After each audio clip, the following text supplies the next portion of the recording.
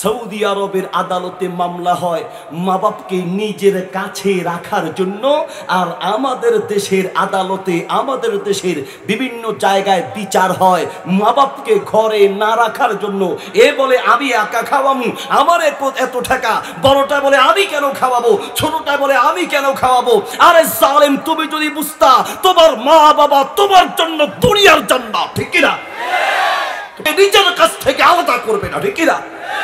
আপনারা অনেকেই জানেন সৌদি আরবে বিভিন্ন পত্রিকায় ঘটনাটি উল্লেখ করা হয়েছে এবং বাংলাদেশের একজন বিশিষ্ট লেখক, প্যারাডক্সিক্যাল সাজিদের লেখক আরিফ আজাদ, তিনি একটি বাংলা বই লিখেছেন।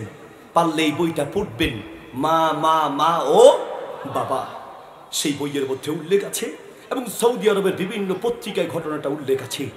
একজন বৃদ্ধ লোক, তিনি আদালতের সামনে চোখের পানি ফেলে হাউমাউ করে কাঁদতে লাগলেন। তার কান্না দেখে আশেপাশের লোকের এসে বলছে, আপনি এইভাবে কাঁদছেন, আপনি মুরব্বী মানুষ কেন কাঁদছেন? সেই মুরব্বী বলছে, আমি কেন কাঁদছি জানেন? আমার কলিজাটা বের করে আমার ভাই নিয়ে যাচ্ছে। আরে কলিজা বের করে ভাই নিয়ে যাচ্ছে মানেটা কি? মানে হলো আমার মাকে আমি আমার কাছে রাখতাম, আমার ভাই এসে আবদার করেছে, মাকে অনেকদিন তুমি রেখেছো, এখন অন্তত আমার কাছে রাখার জন্য সুযোগ করে দাও। ওই ভাই বলেছে, ভাই আমার মাকে আমার ঘর থেকে নিতে চাও, প্রয়োজনে আমার বাড়িটা তোমার নামে লিখে দিব, প্রয়োজনে আমার সম্পত্তি চাইলে তাও দিতে রাজি আছি, আমার মাকে আমার ঘর থেকে একদিনের জন্য আলাদা করতে রাজি নেই। আল্লাহু আকবার। সত্যিকার অর্থে যে ব্যক্তি মা বাপকে চিনবে এবং মা বাবার মর্যাদার সম্মান বুঝবে, সারা দুনিয়া দিতে রাজি হবে, মা বাপকে আলাদা করতে রাজি হবে না। দুই ভাই মিলে দ্বন্দ্ব, এই ভাই বলে আমি রাখবো, ওই ভাই বলে আমি রাখবো, দুই ভাই মিলেই দ্বন্দ্ব। সুবহানাল্লাহ, দুইজনে মিলে আদালতে মামলা করেছি, দুই ভাইয়ের একই দাবি, মাকে আমার কাছে রাখবো। সৌদি আরবের আদালতে মামলা হয় মা বাপকে নিজের কাছে রাখার জন্য, আর আমাদের দেশের আদালতে আমাদের দেশের বিভিন্ন জায়গায় বিচার হয় মা বাপকে ঘরে না রাখার জন্য। এ বলে আমি একা খাওয়াবো, আমার এত টাকা, বড়টা বলে আমি কেন খাওয়াবো, ছোটটা বলে আমি কেন খাওয়াবো। আরে জালেম, তুমি যদি বুঝতা তোমার মা বাবা তোমার জন্য দুনিয়ার জান্নাত, ঠিক কিনা? তোমাকে কি দিয়ে বুঝাই? 1991 সালের কথা।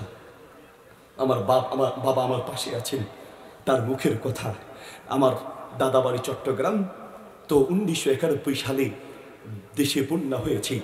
সেই বন্যায় পানি বাড়তে বাড়তে যখন ঘরের চাল পর্যন্ত উঠেছে, আমার বাবা ঘরের চালের উপর উঠেছেন।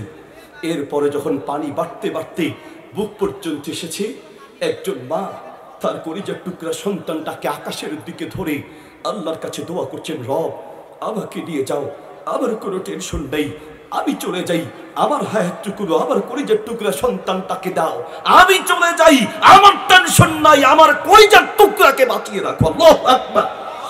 যুবক, তোমাকে বলছি, বলো তুমি আমাকে, গত একটা বছর গিয়েছে, গত একটা মাস গিয়েছে, তুমি মেসির জন্য দোয়া করেছো, তুমি নেইমারের জন্য দোয়া করেছো, তুমি এত মূর্খ, তুমি ব্রাজিল আর আর্জেন্টিনার জন্য দোয়া করেছো, তুমি এত মূর্খ, তুমি ইহুদি আর খ্রিস্টানের জন্য দোয়া করো। গত একটা মাস তোমার জীবনে একবার তোমার মা বাবার জন্য দোয়া করতে পারো না, ঠিক কিনা? বলো তুমি আমাকে, বলো হুজুর, বিপদের উপর বিপদ, তোমার উপরে বিপদ আসবে না, কার উপরে আসবে? যার জীবনে মা বাবার দোয়া নাই তার জীবনে শান্তি নেই, ঠিক কিনা? শান্তি পেতে চাও, মা বাবা দোয়ানো জানো? তুমি তোমার মা কি জিনিস, তোমার বাবা কি জিনিস? আমরা অনেকে আবার আছি মায়ের পাগল, কিন্তু বাপকে তুই চোখের কাছেও দেখতে পারি না। কারণ বাবারা চাইলেই মায়েদের মতো চোখের পানি ফেলে হাউমাউ করে কাঁদতে পারে না। বাবারা চোখ দিয়া কাঁদে না, বাবারা কলিজা দিয়া কাঁদে, বাবারা চোখ দিয়া কাঁদে না, বাবারা কলিজা দিয়া কাঁদে।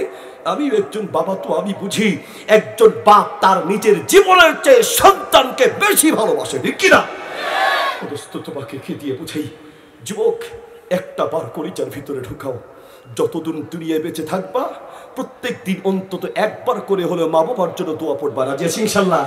আর মা বাপ, আপনাকেও বলি, আপনি আপনার সন্তানকে গড়ছেন, একে কি মানুষ বানাচ্ছেন না পশু বানাচ্ছেন? একবার চিন্তা করেন। গত 1 মাস খোঁজ নিয়ে দেখেন, ও মেসির জন্য দোয়া করেছে, নেইমারের জন্য দোয়া করেছে, ও রোনালদোর জন্য দোয়া করেছে, ও পেলের জন্য দোয়া করেছে, ও ওর মা বাবার জন্য গত 1 মাসে একবারও দোয়া করবে।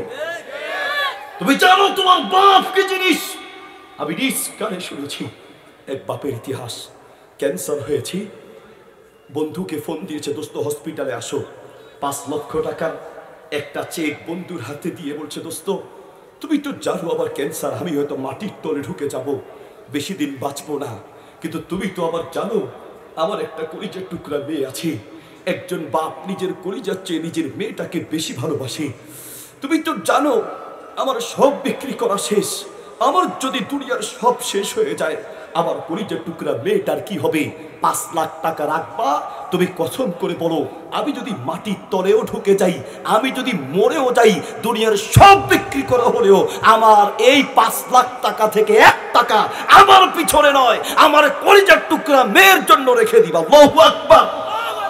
কি দিয়ে আপনাকে বুঝাই ও ভাই? সেই মা বাপকে ভুলেন কি করে? আর মা বাপ আপনাকে বলি, সন্তানকে সঠিকভাবে গড়ে তুলেন, এই সন্তান সারা দুনিয়া থেকে আলাদা হবে, আপনার কাছ থেকে আলাদা হবে না ইনশাআল্লাহ, ঠিক না? আল্লাহ তৌফিক দান করুন, আমিন। আল্লাহ তৌফিক দান করুন।